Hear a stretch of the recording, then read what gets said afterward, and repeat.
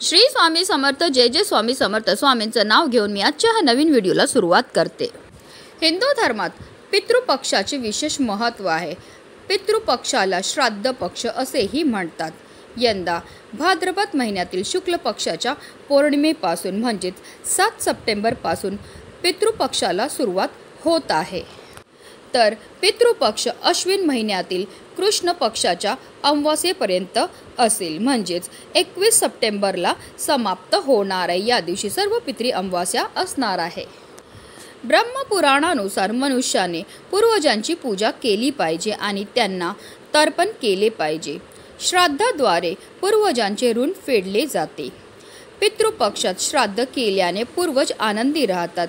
पितृपक्षात पूर्वजांच्या आत्म्याच्या शांतीसाठी तर्पण किंवा पिंडदान केले जाते। पितृपक्षात मृत्यूच्या तारखेनुसार श्राद्ध केले जाते। जर मृत व्यक्तीची मृत्यूची तारीख माहिती नसेल तर अशा परिस्थितीत अमावास्येला म्हणजे सर्व पितृ अमावास्येला श्राद्ध हे केले जाते। धार्मिक श्रद्धेनुसार जर पूर्वज आनंदी असतील तर जीवनात समृद्धी आणि संपत्ती येते, पण जर पूर्वज रागावले तर त्या व्यक्तीचे जीवन अडचणींनी भरलेले असते। पितृपक्षात दररोज तर्पण करावे, परंतु ज्यांचे पालक जिवंत आहेत त्यांना तर्पणाचा नियम लागू होत नाही।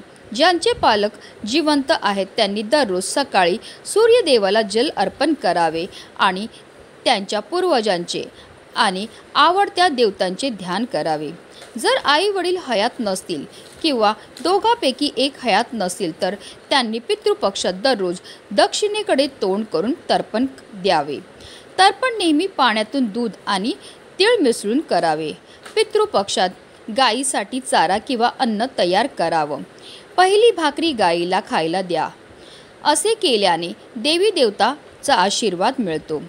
शास्त्रामध्ये असे म्हटले आहे की पितृपक्षात पूर्ण भक्तीने गायीला चारा खाऊ घातल्याने श्राद्ध कर्माचे पूर्ण फळ मिळते आणि पितरही संतुष्ट होतात। पितृपक्षात दररोज सकाळी आणि संध्याकाळी दक्षिणेकडे तोंड करून पूर्वजांच्या नावाने दिवा लावावा। असे मानले जाते की पितृपक्षात पूर्वज दक्षिण दिशेकडून पृथ्वीवरील त्यांच्या नातेवाईकांकडे येतात। श्रद्धा या शब्दापासून श्राद्ध हा शब्द निर्माण झाला आहे। इहलोक सोडून गेलेल्या आपल्या वाडवडिलांना आपल्यासाठी जे काही केले त्याची परतफेड करणे अशक्य असते। त्यासाठी जे पूर्ण श्रद्धेने केले जाते ते श्राद्ध होय। पूर्वजांमध्ये देवताप्रमाणे वरदान आणि शाप देण्याची क्षमता असते, असा उल्लेख गरुड पुराण आणि कठोपनिषद यासारख्या ग्रंथांत आढळून येतो। त्यामुळेच पूर्वजांना प्रसन्न ठेवण्यासाठी, कुटुंबातील सुख शांती समृद्धी कायम राहण्यासाठी आपल्याला आपल्या पितरांच्या नावाने पूजा, सेवा आणि दान हे करायचं आहे। पण पितृपक्षामध्ये तुम्ही काही नाही केलं तरीही चालेल, पण पितृपक्षामध्ये आपल्याला कावळ्याला घरापुढे खायला ही एक वस्तू ठेवायची। ही वस्तू ठेवल्यामुळे आपले पितृ आपल्यावर प्रसन्न होणार आहेत आणि आपल्याला ते सुखी संसाराचा आशीर्वाद देणार आहेत। त्यांच्या कृपेने आपल्या जीवनामध्ये असणारा प्रखरातला प्रखर पितृदोष दूर होणार आहे। अतिशय प्रभावी अशी ही सेवा आहे, ज्याबद्दल सविस्तर आणि महत्त्वाची अशी माहिती मी तुम्हाला या व्हिडिओमध्ये देणार आहे की तो घास आपल्याला कधी ठेवायचा आहे, कुठे ठेवायचा आहे, कोणत्या वेळेत ठेवायचा आहे। म्हणूनच व्हिडिओ पूर्ण पहा आणि जर चॅनलवर नवीन असतील तर चॅनलला सबस्क्राईब करा आणि शेजारी बेल आयकॉन सुद्धा प्रेस करा।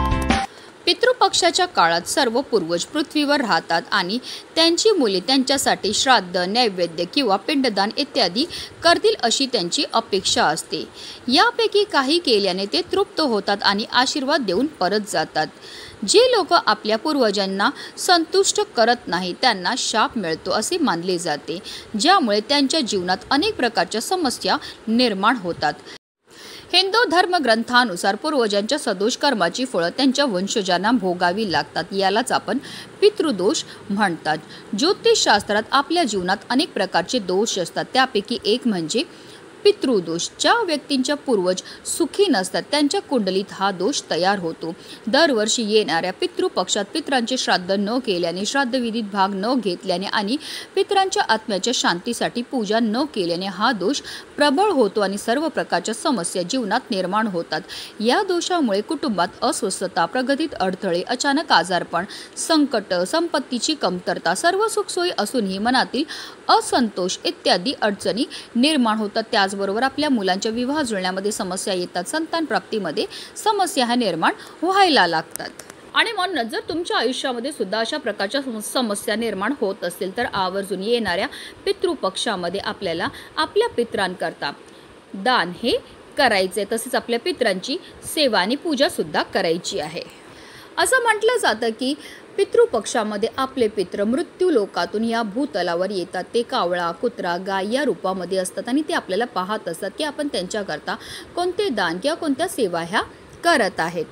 श्राद्धाच्या वेळेस ब्राह्मण आणि पितरांना भोजन देण्याबरोबरच कावळ्याचा एक भागही बाहेर काढला जातो. असे म्हटले जाते की कावळ्यांना भोजन दिल्याने श्राद्धविधी पूर्ण होते आणि पितरांच्या आत्म्याला शांती मिळते.